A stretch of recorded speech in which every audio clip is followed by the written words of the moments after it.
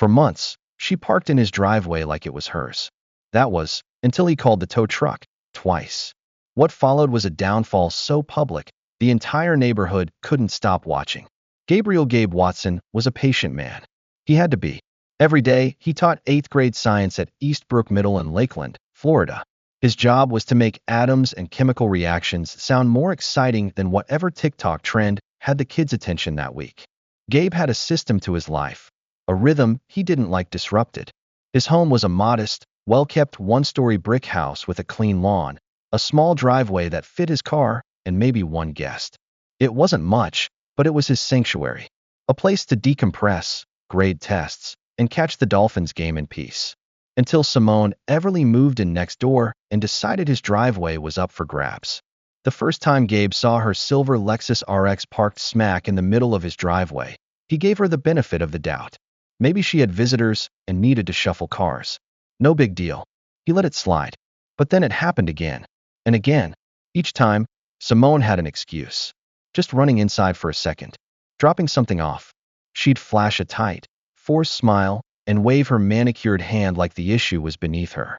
Gabe didn't like it, but he wasn't confrontational.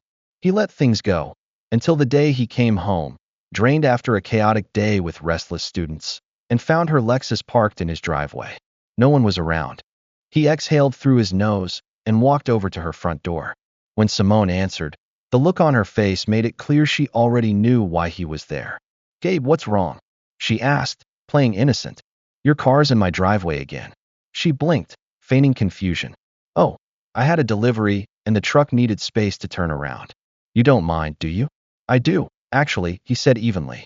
"Please stop parking in my driveway." Simone sighed dramatically. "I live right next door. It's not like it's some stranger's property." "It's not some stranger's. It's mine." She scoffed.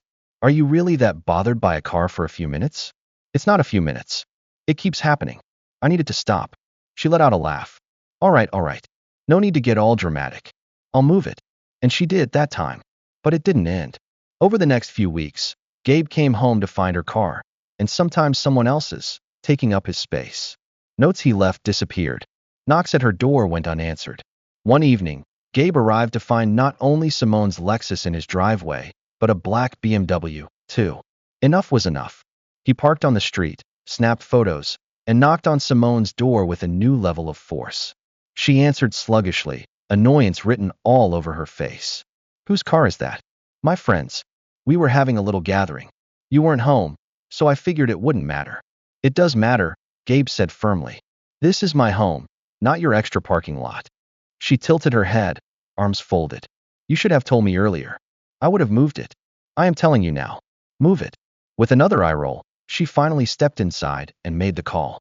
Gabe waited 20 minutes before giving up and looking up the number for a local towing company. He wasn't one for drama, but Simone had crossed a line. The next morning, Gabe called the HOA, hoping for support. "Unless there's damage to your property, sir, we don't usually get involved in neighbor disputes," the woman on the line said. "I've tried speaking with her. Repeatedly. We can send a courtesy email. That's about it." He thanked her and hung up, unsurprised. That day, he left a bold-lettered note on her windshield. "Do not park here again." But when he got home, the note was gone. And her Lexus? Back, as if daring him. That evening, wine glass in hand, Simone answered the door as if he were disturbing her spa night. "I meant to text you," she said. "Figured you wouldn't mind. You park on the street anyway." Gabe fought to stay calm. "I do mind. This is my property." She laughed in his face. "Seriously? You're upset over a driveway?" He took a step closer. "I'm upset because I've told you to stop, and you keep ignoring me." "Fine. I'll move it." As he walked away, she muttered something under her breath, just loud enough to be insulting, but not clear enough to confront. Gabe didn't respond. He saved the towing company's number to his phone. Next time, he wasn't asking. Sure enough, the very next Friday, he came home to her Lexus parked right there. This time, Gabe parked on the street, called the towing company, and gave them his address. "She's parked in your driveway?" the driver asked. "Yep. Got my deed ready too." 20 minutes later, the tow truck hauled her car away. An hour later, bam, bam, bam. Simone, in pajama pants and fury, stood at his door. "Where's my car?" "Towed," Gabe said casually. "You what? Do you know who I am?" "I'm on the HOA board." Then you should know better, he replied.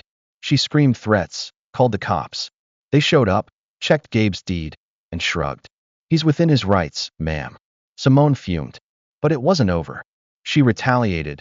Passive-aggressive notes, bogus HOA violations, even security calls.